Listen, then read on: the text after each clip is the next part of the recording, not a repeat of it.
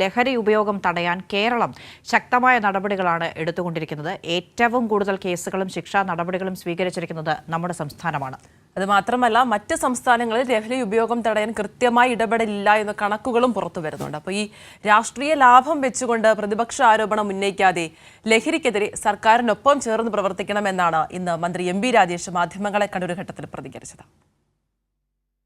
ലഹരിക്കെതിരെ കൃത്യമായ പ്രതിരോധ നടപടികളാണ് കേരളത്തിൽ സർക്കാർ നടപ്പാക്കി വരുന്നത്. 2024 24,517 പേരെ കേരളത്തിൽ ലഹരി കേസിൽ അറസ്റ്റ് ചെയ്തിട്ടുണ്ട്. പോലീസും എക്സൈസും ചേർന്നാണ് അറസ്റ്റ് ചെയ്തിട്ടുള്ളത്. രാജ്യത്ത് ഏറ്റവും കൂടുതൽ ലഹരി മരുന്നുകൾ ഉപയോഗമുള്ള പഞ്ചാബിൽ 9,734 പേരെയാണ് അറസ്റ്റ് ചെയ്തത്. ഇന്ത്യയിലെ ഏറ്റവും ഉയർന്ന ശിക്ഷാ നിരക്ക് കേരളത്തിലാണെന്ന് മന്ത്രി എം ബി രാജേഷ് പറഞ്ഞു. ഇപ്പോൾ 24,000-ത്തിലധികം പേരെ 24,517 പേര് 2024 കേരളത്തിൽ മാത്രം അറസ്റ്റ് ചെയ്തു. എക്സൈസും പോലീസും ചേർന്ന് അറസ്റ്റ് ചെയ്തത്.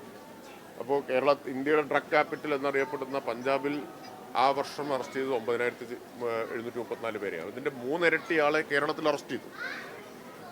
ദേശീയ ശരാശരിയേക്കാൾ വളരെ ഉയർന്ന, ഇന്ത്യയിലെ ഏറ്റവും ഉയർന്ന ശിക്ഷാ നിരക്ക് മയക്കുമരുന്ന് കേസിൽ കേരളത്തിലാണ്. 98.9%. 100%-ത്തിനടുത്താണ്. പിടിക്കപ്പെടുന്ന പ്രതികളിൽ ഏറെക്കുറെ എല്ലാവരും ശിക്ഷിക്കപ്പെടുന്നുണ്ട്. പക്ഷേ മയക്കുമരുന്ന് ഉറവിടം കണ്ടെത്താൻ കേരളത്തിന് സാധിച്ചിട്ടുണ്ട്. ആൻഡമാൻ, തമിഴ്നാട് ഉൾപ്പെടെ മറ്റു സംസ്ഥാനങ്ങളിലെ ഉറവിടത്തിൽ പോയി ലഹരിവേട്ട നടത്തിയത് കേരള എക്സൈസും പോലീസുമാണെന്നും മന്ത്രി കൂട്ടിച്ചേർത്തു. ലഹരി ഉപയോഗത്തിനെതിരെ നിരവധി പദ്ധതികളുമായാണ് സംസ്ഥാന സർക്കാർ മുന്നോട്ടു പോകുന്നത്.